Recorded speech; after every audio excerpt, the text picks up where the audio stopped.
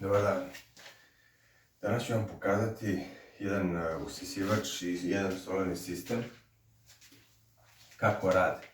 Ovaj usisivač ima 800 W.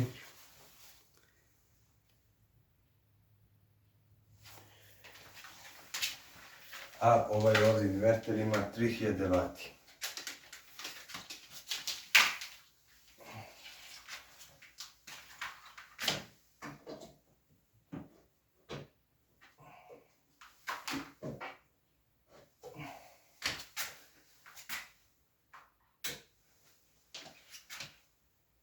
Idemo.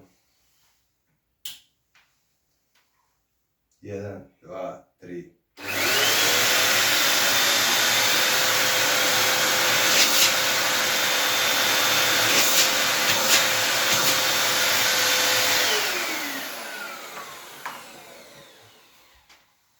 Nakon ovog testa ustanovili smo da ovaj inverter može da izdrži 800 W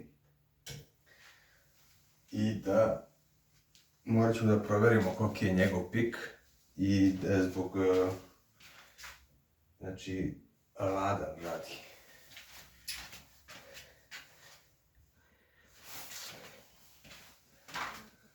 Hvala vam što ste gledali ovaj klip i gledajte naredni klip, bit će jako uzbudljivo.